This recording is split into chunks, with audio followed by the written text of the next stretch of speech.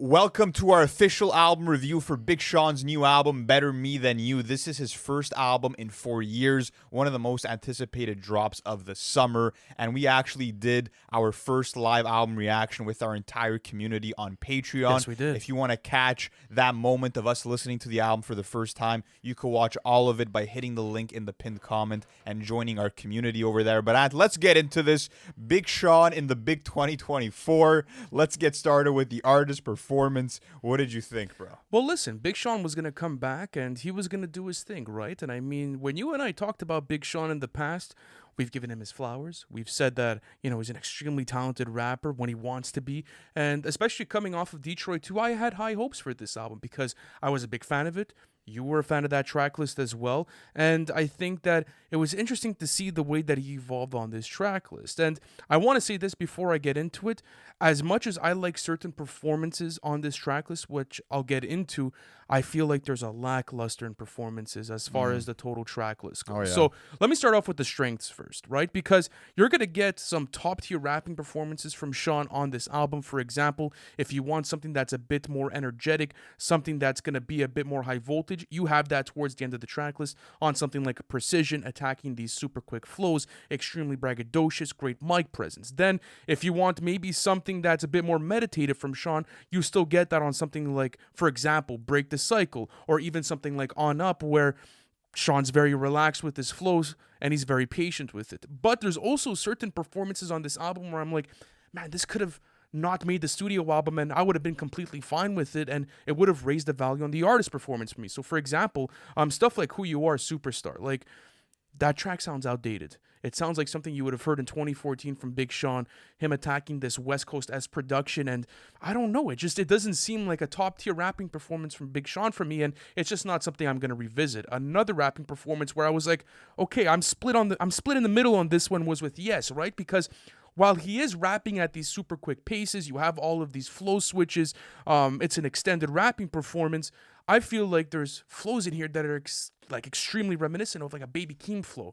And I'm like, well, is that on the line of biting or is it like, interpolating it and bringing it into your own setting? And that's what's interesting is that when you go to a song like Iconic or a song like It Is What It Is, there's even like certain ad-libs like We What, where it's like it sounds very similar to Big as the What. Like there's ad-libs, there's certain flows that are reminiscent of certain rappers with those ad-libs I just mentioned. Drake would be in question there, but listen, I think that it's sort of like a minor issue that I have within the track list. Like it's not like, gonna bump down. It's not the like score, from song to song. It's like, oh fuck, he's biting this guy, he's biting that guy, and that it weighs it down. I think the main issues with his artist performance come at the expense of him not really improving his singing over the years, right? Like if you go back to Dark Sky Paradise, I Decided, and his previous studio albums, he's always tried to bring in some auto crooning or some emotional singing in certain tracks, and he does that again on this album, and it's to his own detriment. And to be honest with you, I'm disappointed as a whole going into the artist performance just because coming off the heels of a verse that he put out on something like Palisade CA, or even what he did on Toby by Eminem, and even looking at the singles going into this album with Together Forever, it felt like Sean was in his peak form, that he really evolved to that maximal level as an MC, and then you get to this track list and it's those songs are a dime a dozen where he's really rapping fluidly, like for example on a Typecast where he's finding all the right pockets where the rapping feels purposeful because there's focus from the perspective of his cadences and flows because there's a bigger theme at play. I feel like he strives on the performances when there is a main idea to the song. He just sounds more in tune with the production and more concentrated. Another performance that I wasn't big on was actually Something. When I went into that, it was just like, man, your tone is almost lifeless to a certain extent. And it's not like maybe it was only for certain sections of the performance. Like this was for the entirety of the track. But like you said, another performance that I was really impressed with was Together Forever. And I want to say this about the entire track list is that, yeah, I have my songs on here where I'm like, Sean, you could have done better on this, and there's a couple of songs that I feel like could have been improved on. But for the most part, like you are getting top tier rapping performances from Sean on this track list. And to say they're a dime a dozen, I'm not How sure if many? that's accurate. Name the Okay, amount so of top tier rapping performances. I would go Because to wait. Tell me if I missed any. I'll take you through them actually. So you have Typecast, you have Break the Cycle, you have On Up. It Is What It Is. That was a fantastic verse from Sean. That was a great verse from I don't know Sean. about like I feel like Gunna even like sounded better on that on those No, it is. Latin horns and No, no, that no. Hey, turbo beat. listen, I disagree with you I don't there. know about fantastic, but On Up. So even if you want to add It Is What It Is, fine. That puts us at 1, Black 2. Void. That wasn't a top tier rapping performance. It was different though. It wasn't necessarily as high voltage or meditative, but it was nice to see the way that he wrote that Thundercat production. I really liked his vocals on that song. Yeah, Million Pieces. I found that to be a great rapping performance. That was solid. I really liked Boundaries. I liked Precision, and I liked Together Forever. And if I'm discounting the skits on this, I maybe only have 4 or 5 songs on this project where I'm like, well, that could be improved on. So at the end of the day, I'm gonna give it a good artist performance. It wasn't anything spectacular. There's definitely room for improvement, but it wasn't anything where I was like, oh well, this is not listenable. Also, Big Sean is someone that's always been, super accessible. I feel like who's always come in with super catchy hooks, and I feel like those were also a dime a dozen on this project. Looking at a hook like Certified, where he just repeats that word over and over again, or even looking at a song like Precision, which I thought was cool for its fiery energy and how hungry he sounded on it. The hook of the pew pew pew, it gets super stale and annoying, like off impact. You see, that was I another issue wasn't with a the fan hook of there. it off of first listen, but more and more that I listened to it, I feel like it did fit the vibe of the track. So what do you got for artist performance? Artist performance, I'm gonna go with a mid rating. I feel like Sean could have done better, and I do feel like on an album where the purpose seemed to come out the gate and be hungry and be determined to take his spot back, he sounded sort of more laid back and exhausted on a lot of these tracks and relied too much on a talent and a skill he doesn't have, which is singing. But let's keep on going. Next up, we have the content category. And listen, Big Sean is giving you these grown-up raps like he's done before. It's not the first time that he does this, but through singles and through interviews that led up to this album, it seemed like Big Sean was really doing a lot of soul-searching in the making of this album. Like he reached a new point of maturity. And I thought that was something that you would see consistently throughout the project, but you're not really getting that for the most part from beginning to end, in the sense that you're still getting some corny love songs from Big Sean that maybe are targeted towards the club, maybe targeted towards TikTok, whatever the case may be. And you also have him going to play in like Cash Cobain's world on something like Get You Back. And you and I were talking about this in the live stream the other night, and we were saying like even J. Cole kind of did this on Grippy, where it's like, you guys are top tier MCs, like leave that for him, like when you're like really getting down to that sort of point to where like the bars are like like it's almost like they feel like they need to step into his world when it's like he should be stepping into your world, like you're Big Sean. The Cash Cobain beat's not even that bad. It's just like, bro, you don't need to give bars like, for example, I know how to make that pussy talk, I know how to outline it in chalk. Like, that was nuts, bro. Yeah, that's crazy. But regardless, though, yeah, you're going to get that on the track list. But for the most part, I do feel like the intent with this album was to show people also that Big Sean is kind of past the industry antics as well, and that he's on his own, he's self-improving. And you'll catch that between a couple of different skits. And it's not that I felt like the skits were useless. They did give some context within it, but whatever. I could have done without them. If they weren't on the track list, I would have gotten the point and the narrative of the album without it. But going on to something like On Up, I felt like that was a really mature song. That was a whole tribute to his son, and it was nice to see him speak about fatherhood and all the types of different things that he was attacking in his life. Even something like Typecast, for example, like talking about how he came up in the blog era and how, he had to sort of dodge criticism and how he had to carve out his own lane. Like, I like that type of content from Big Sean, and I did feel like it added value to this track list. And even just learning more about like his personal life and his story, about how his parents met as they were both flight attendants, and how he had a clever line where it's like, that's why my head's always in the clouds. Like, those are the types of little anecdotes that really make you connect to an artist, I feel like, and you do get a lot of that personal subject matter from Sean on quite a few tracks. Break the Cycle was another beautifully written track that gave me goosebumps, not only for the writing, but for the performances, the production. It was just one of the best Big Sean songs of all time to me, and he's primarily rapping about breaking the cycle of making his family no longer feel like they don't have enough. like they're no longer living in scarcity. So that was a great message. He's also in the second verse talking about trauma that he's internalized, rapping about fighting off temptation from beautiful women. It was really well written. But the little gripe, little nitpick within a lot of these like highlight tracks where the writing's incredible, you're always gonna have one corny line or two. Like for example, on this one you had, I mean, so solid to the point that my homeboy is The Rock. But I really did love the third verse on that song. He's rapping from his mother's perspective and displays how much she cares for him and how she still treats him like he's her little baby. I thought that was really sweet. You know, it was another really nice writing performance. It was actually Million Pieces. I went through the writing of this song, and this was cool because it's basically the concept of the song is like, you kind of, actually, I'll read you the first two bars because it kind of like puts it together for you. My life is just one big puzzle that's broken into a million places. I've been trying to sequence. It gets hard as losing your loved ones. Done shared a million things. When I'm done, they'll probably put my bones in museums. And I found that interesting because it's Big Sean kind of saying like, you know, no matter how much success I've had, or even like the parallel back to, you know, how much he's done for the music industry, like he's still trying to rediscover himself and rediscover like what he loves in life. And even goes into depth about money in this verse and talks about how he's made millions, but at the same time, like he's still soul searching. He's still pushing for that greater purpose within life. So I really like that first verse from Sean. Stylistically and sonically, it reminded me of like Damn era Kendrick.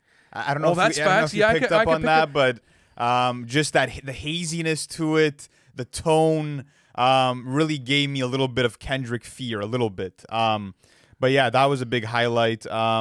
What's interesting though, what I have to say is that although I do think you're getting some of the most mature written tracks ever from Sean's catalog, I will say that Big Sean at the end of the day is known to be one of the better mainstream MCs of his generation, and the bars were lacking here, bro. I gotta be honest. Like, yes, again, you're getting a lot of cool introspection, and like he's letting you in about where his life's going, and I love that. I appreciate it. I think we all value that as fans. But like bar for bar, bro, like this is like Tyler the Creator has gone on record saying that Big Sean's best skill is his wordplay, and some of the best wordplay you're getting are bars like, I could tell you I'm doing well, but it's drying out. Like, yeah, brother. Even on this and that, there was stuff like OG's talking about stick to the script. I had to improvise this, that classic BIG shit. I got him hypnotized.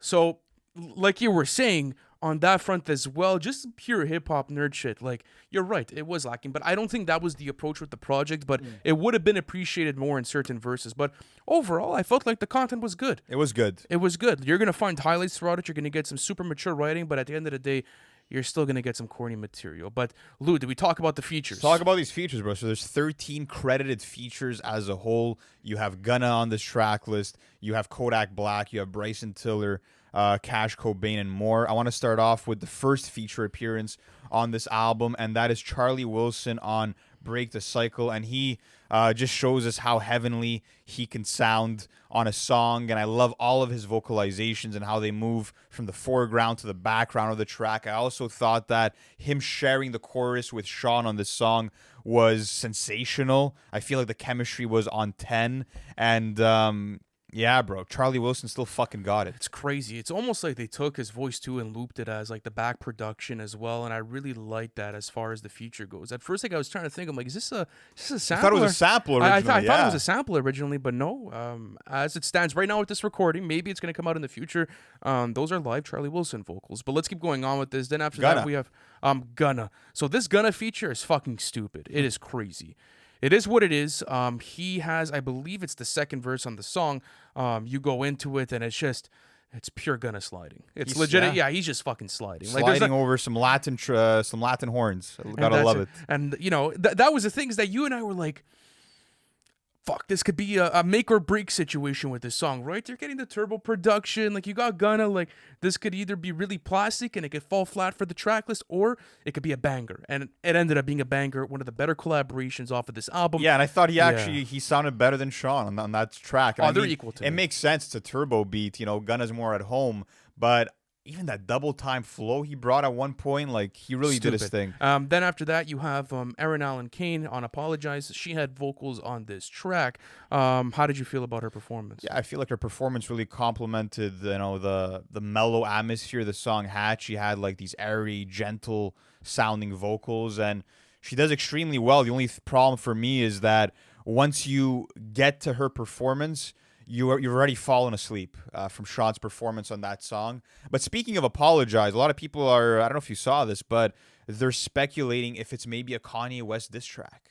Because Really? if you go into the lyrics, there's subject matter about someone not like speaking lies on Big Sean's name, and how someone didn't like pay them their dues and didn't take accountability for their actions, and how it's like, you were supposed to be my big bro. There's a lot of like, the more I listen to the song, like it's not white and black, but I'm like, yeah, I think he was talking to Kanye West here. But yeah, that was just a little side note. How did you like her performance? I liked it. I feel like she had great vocals. She Yeah. always does, though. Whenever she comes in for a feature, it's always great. But like you said, the problem with this song is not the production, or is it the feature? It was Big Sean's delivery on it. But let's keep going on with this. Then after that, you're going to sit on something.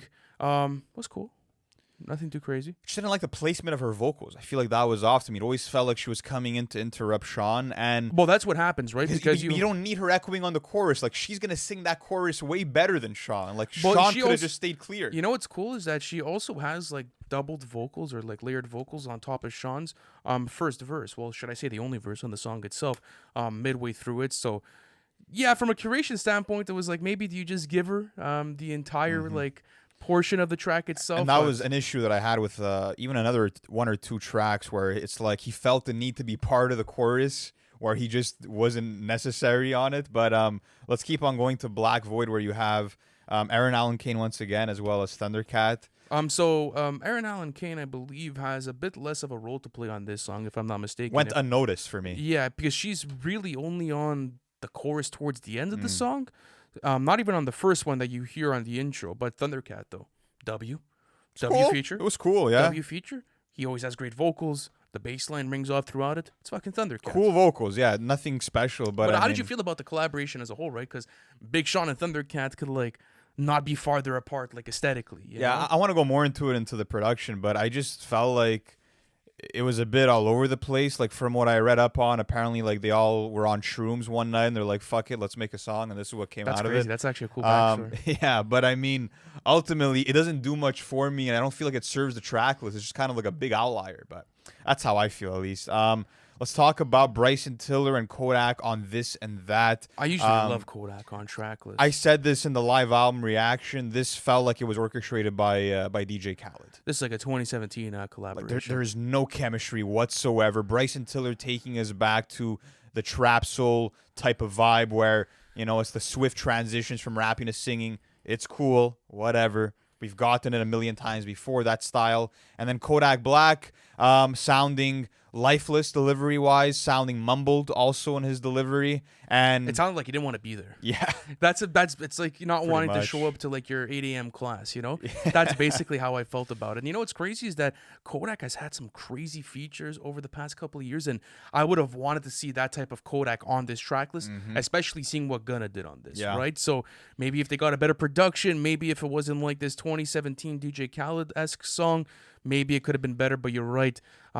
Both features are low-key mid on that. But let's talk about Tiana Taylor on Taylor. A Million Pieces. I feel like, With Larry June as well. yeah, she brought some really nice, rough and raw vocals, some of the most organic sounding vocals you'll hear on this track list. So I love what she brought. And then Larry June, Takes the third verse. yeah, usual smooth, monotone delivery. It's a Larry June verse, you know what I mean? It's like, it's hard to differentiate them these days. Absolutely. As much as I enjoy, Larry June's work, it's very standard. It is standard for the You track know? list, but let's keep going on. Cash Cobain coming in with his signature stale flow on Get You Back. Crazy statement. Doesn't do anything to move you or make you catch a vibe. Also, it was very short. Like, it was to the point where it's like, you know, he just like gave him the baton just for the fucks. Was unnecessary, in my opinion. I just wish he probably wasn't even on this song. Yeah. I just Maybe I he should- wish the song just didn't happen. But that's the thing with Cash Cobain, though, bro, is that like maybe he shouldn't have verses on these tracks low key, and it should just be the production. You know, and like if you actually, you know what, we'll save that drum line for the production conversation. Oh, We'll have man. to have that conversation soon. But yeah, regardless, it's not needed. It's definitely, especially with how mature some of the writing is on this fucking album. The last thing I need to hear is a Cash Cobain feature. Getting a Cash Cobain feature turned into like getting a little baby feature at this point. It's like, bro, why does everyone need to fucking do it? No, I would rather have a little baby feature. No, but it's the point where it's like it's almost like a prerequisite. It's like the way that you need to have like an album cover. Now you need a fucking Cash Cobain feature to put out a hip hop album. But next up, you have the song "Certified," which features Nassan. He came prepared. Vocals remind me of a mix of Kenny Mason and Sean himself. I thought he had the better performance on the song, to be honest. One of the so that better was performances on the album too, from Pretty like a cool. rapping standpoint. Absolutely. But okay, where do you want to go? But yeah, that's talk about the production on this song again. Once we get into that category, and then after that, you're getting Ellie Ellie Goulding. Goulding on My Life. Goulding. Excuse me. On My Life. And Happiness skit. Yeah, she does Ellie Goulding stuff. does her thing. Again, the chorus should have been her by herself.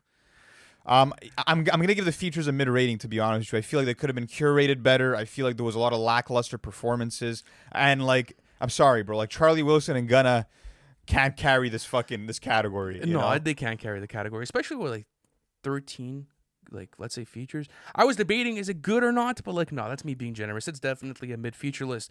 But all right, the production. Yeah. So I was stuck between mid or good with this rating as well. I will say this. You are getting a lot of like layered trap beats, but I do like the fact that besides maybe a track like, which one was I thinking of? Yeah, besides Something, which was one of the most generic piano-led trap beats I've heard in years, you are getting like more complex trap beats as well as a soundscape that leans into these very soulful, gospel-inspired instrumentals that with even some boom bap drums, especially within the track list as well. I want to talk about On Up. That's one of my favorite productions on this entire album, produced by Key Wayne and Big Sean himself.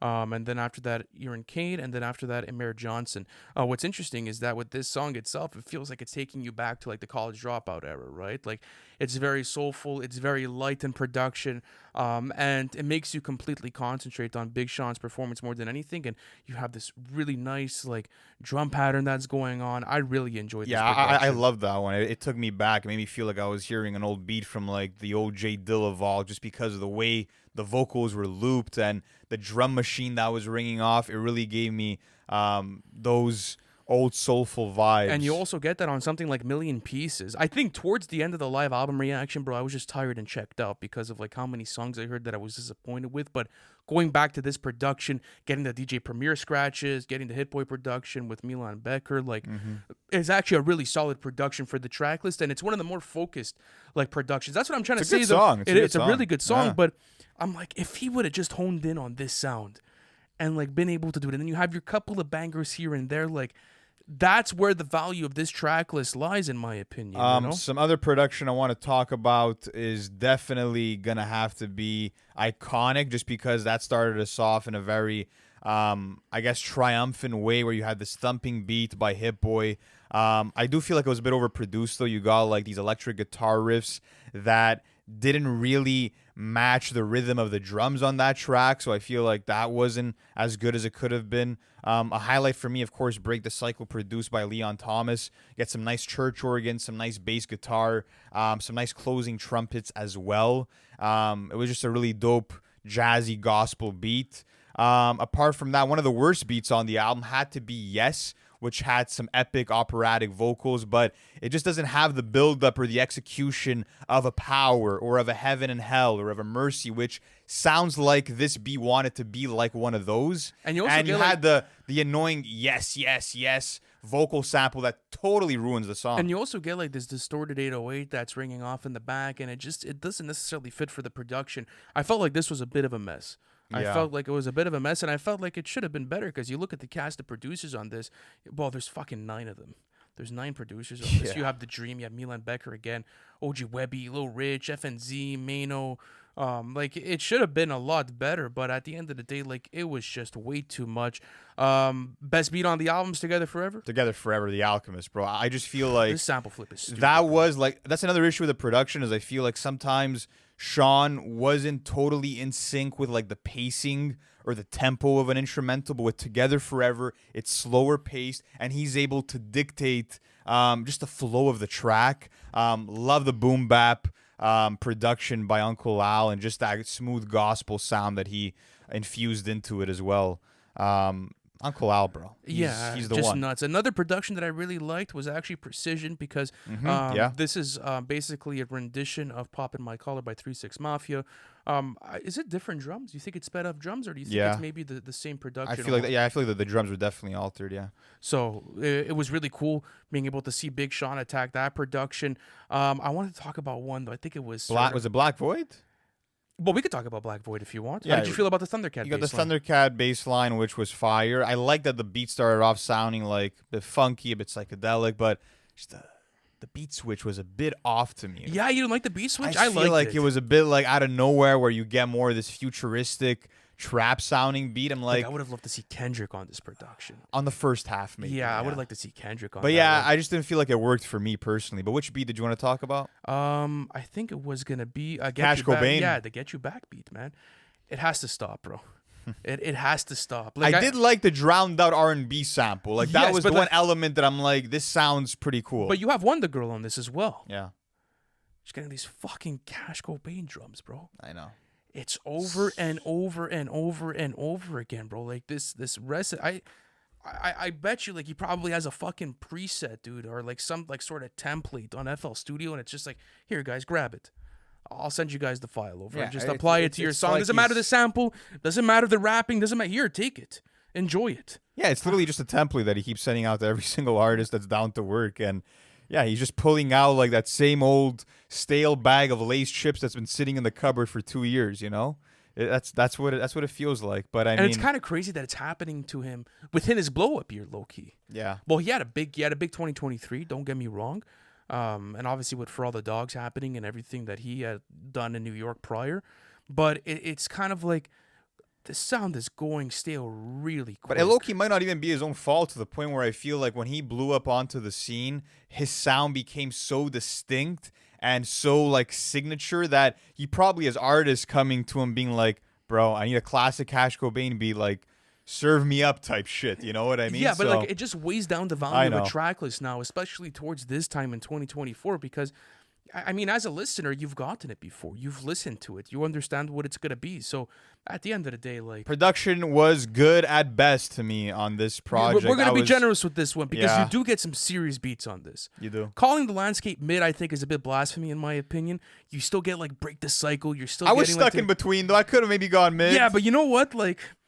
I was just. How am I gonna do that with some of like the best beats that I've heard all year on this track list? especially I have to shout out Key Wayne. He produced like I think 3 tracks on here, including on Up, which had the Jodeci sample flip.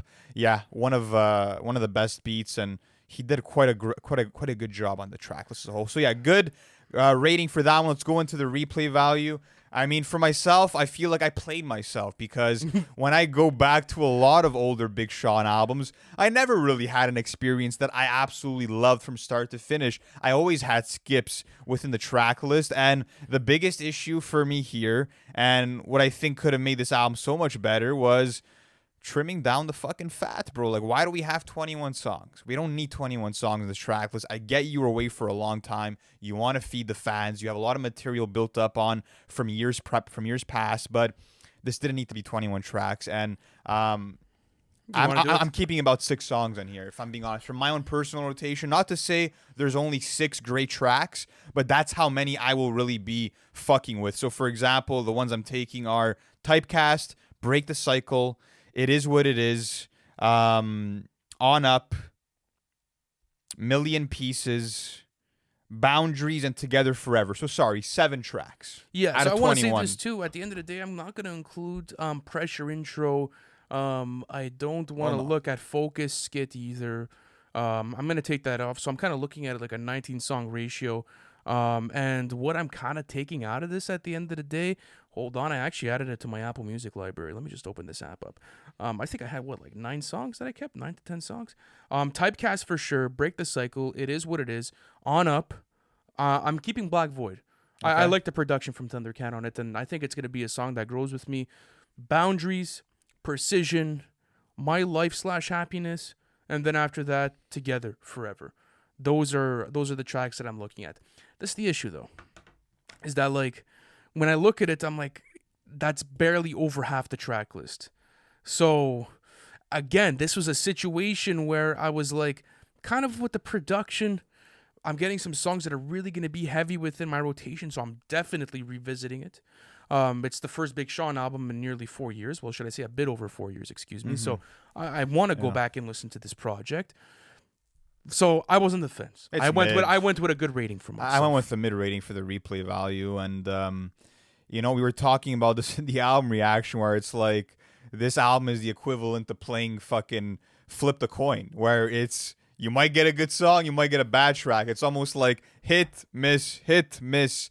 It's really a weak ratio where you're gambling on getting quality or not. Yeah, but I'm looking at a lot of these tracks, man. Like Certified, you could have gotten that out of there. Yeah. Get You Back, you didn't need that. Like you didn't need something like Something you didn't need. something. Apologize wasn't necessary. Yes wasn't necessary to me. Who You Are, Superstar, iconic. I feel like Typecast should have been the real song to start it off, because that's where you're getting elite Sean rapping. But we gave our scores for the replay value. Let's get into our overall thoughts. I feel like Big Sean managed to make another inconsistent album where he can't really focus on one main idea. And I feel like he didn't play to his strengths with this album, in the sense that he's working with artists that he showed zero chemistry with, just for the sake of maybe pushing a single like he's trying to do with the Gunna song, for instance. But that one actually worked out. But there were other ones where it's like you're getting Kodak and Bryson, and in no world do their worlds really meet. Also, him not playing into his strengths, utilizing the singing and the auto-crooning as much as he did, it really is not something he can handle. Something else I want to say about this album is that I feel like he could have really pieced together a really solid, soulful, conscious hip-hop album in the vein of something like a B by Common, if he decided to just stay on course and stick to that soulful vibe that we got on songs like Together Forever, or On Up, or Break the Cycle, or Boundaries. Like, those are some of the best ever tracks that Sean has made, and he had an opportunity to make his best album if he kept it to 10 or 12 of those tracks within that style. Apart from that, I just feel like, again, curation-wise, how are we moving from a song like a Gunna trap banger to a melodic slow track like Apologize? 20 songs were too much. I feel like he was too subdued and really sounding exhausted on a lot of these tracks. And for an album that was supposed to be super deep, he also got shallow on a lot of these records. And I feel like he proved to us why he was never truly in that conversation of the big three. And even though there's glimpses of him being a top caliber artist, he just can't execute it for a full album. So it's a mid album for me. I'm going to go into this project and I'm going to say this. I kind of expected it. Because like you were saying, Lou, when you go through I Decided or Dark Sky Paradise, those are fan favorites. They're regarded as some of Big Sean's best projects. But like you said, there's a lot of inconsistencies within those track lists, right? And I don't know. I don't want to fucking bring the big three conversation into one of Sean's album reviews. I feel like that's horrible. But I want to talk about. Well, he spoke about it, even freestyles leading up to the album, where it's like I feel like I should have been in the big three and shit. No, you know? we kind of like that's a dead horse. Even bro. Typecast, him saying that like people want me to play my role, like he addresses it, even if it's not specific. Yes, but like we know, bro, you're beating a dead horse at the end of the day, and like you had said, the detriment on this album is the consistency. If you would have kept this to 12 to 14 tracks, maybe even if you had like one of these skips, like maybe just keep a yes, right? Like I'd be like, okay, that's acceptable. Whatever. It's one of them. Has lead single energy, fine. Yeah, fine. Whatever. We'll take it. At the end of the day, it just weighed down the track list. But like you were saying, Lou, it's a kind of a shame because at the end of the day, you're getting some of his best ever tracks within his catalog, a Typecast, a Break the Cycle. You're getting something like Example, Together Forever. Like these are top tier Big Sean songs and songs that I'm going to be returning to. But at the end of the day, it's like You're not getting spectacular production all the way through. You're not getting the most consistent feature list all the way through, and there was collaborations on here that felt kind of forced. The writing is super deep and emotional at times, but at the same time, it's also lacking bar-heavy writing, and you're getting some like corny, like cheesy, like romantic rapping on certain tracks. The performances, like you said, with the melodic rapping and some of the crooning, it's like, I don't know if this really fits. So it weighs it down to a good rating for me. It's a good project. Like, don't get me wrong. It's Like, mid. there's like 9 to 10 songs on here that are some super like great tracks for Sean's catalog, but it could have gone from an amazing like this could have been an amazing album for me. Yeah, This could have been an because amazing there's album. amazing tracks on it, but not consistently, unfortunately. So yeah, guys, we were kind of split on this one. I gave it a good rating. I gave it a mid rating, but let us know how you guys would rate this in the comments section. And as we mentioned at the beginning of this video, we did a live album reaction to Better Me Than You on Patreon. Check out the link in the pinned comment to access it. Thank you guys so much for sticking until the end of this video, and let us know which album should we review next. We'll see you soon. Peace out.